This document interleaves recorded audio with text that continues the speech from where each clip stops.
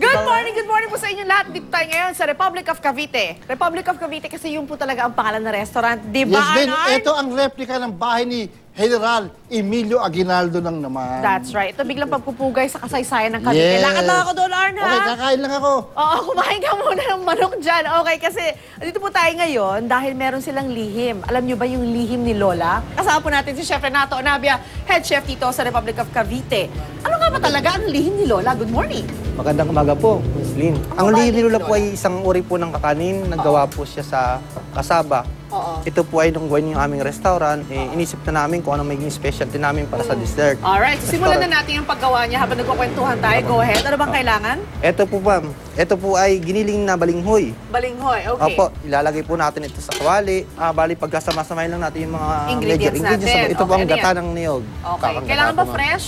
Fresh po, opo. Okay, kailangan fresh. Itlog, opo. Dalawa lang. Okay. And then, buo ha, hindi lang Oh. na egg white. Opo. Alright, and then? Ito, haluin po, lalagyan lang po natin ng asukal po. Yan.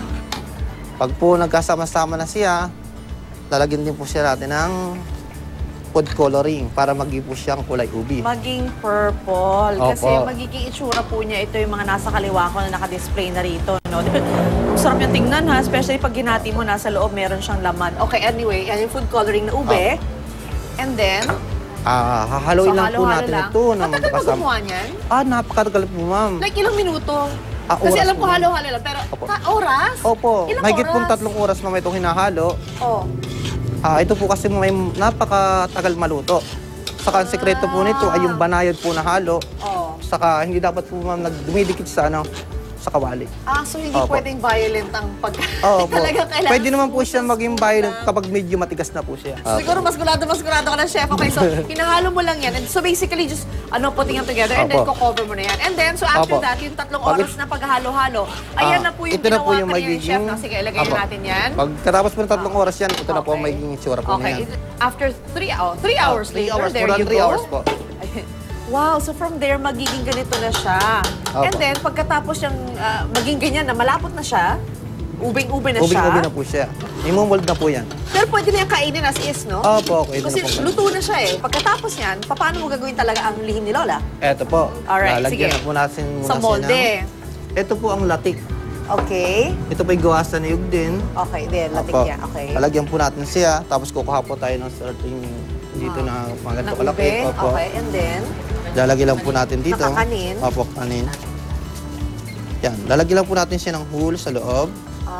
So Opo. parang bubutasan mo lang sa loob. Bubutasan lang po. Tapos, Lalagyan po natin siya ng, ito po, yung bukayo po. bukayo. Opo. Matamis. Tapos lalagyan po natin siya ng itlog na pula. Itlog. Opo. Oh, so matamis at may alat siya. Naglalaban Opo. sa Tapos ano mo, i-cover sa na po panlasa natin mo. siya. Oh. And then, pwede na yung kainin or kailangan lagay mo muna sa refrigerator? Pwede na pong kainin pagkatapos. Pwede nang kainin. Ito na. So, ito na po yung lihim ni Oh, yun na Lola. po yung Dinisplay ano. na po natin. Ginawa na po tayo kanina at mamaya titikman po natin yan. Pero bago po yan, meron pa sila isa ritong pinagmamalaki, ang onde-onde. Para po siyang palitaw, ma'am. Palitaw. Para siyang palitaw. Opo. And then, anong difference siya sa usual na palitaw? Kasi syempre yung palitaw, puti lang siya na flat, Opo. right? Ito Ano po ang naman difference ay, ito?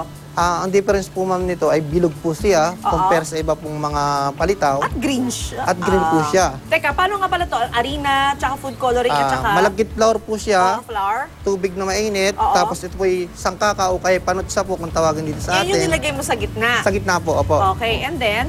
And then, pag ito po ay lumutang na, Oo. ilalagay lang po natin ito rin sa desiccated coconut. Aha, ayan. Opo. There you go. Tapos, iyang haluin lang po natin, cover natin siya. Okay. Pag na-cover na po siya, Oh. eto na po siya. Yan na, po siya. onde-onde na. Opo. So, pinakita mo Tapos namin. ma'am, ito, pag ito Oo. po kinagat ninyo, ay talagang po magpuputok po sa loob, Puputok lumalalasahan yung tamis nyo. niya. Oo. Oh, mukhang exciting ang aking breakfast this morning. Ayan, kitang-kita mo yung ano niya. Yan po, sample yung po ng middle niya. loob. See? Wow, look at that. It's so rich. Napakasarap po ma'am Okay. yan. Dito lang po sa The Cavite Yes, that is Republic right. Restaurant Thank you po. very much, Chef Renato. So, pinakita na po namin sa inyo yung paggawa ng onde-onde. Pinagmamalaki nila ito sa Republic of Cavite. And of course, pati yung lihim ni Lola na ngayon, hindi na siya lihim. Mamaya papakita pa namin sa inyo ang iba pang mga pinagmamalaki nila dito sa Republic of Cavite. Babalik agad ang unang hirit. Diyan lang kayo.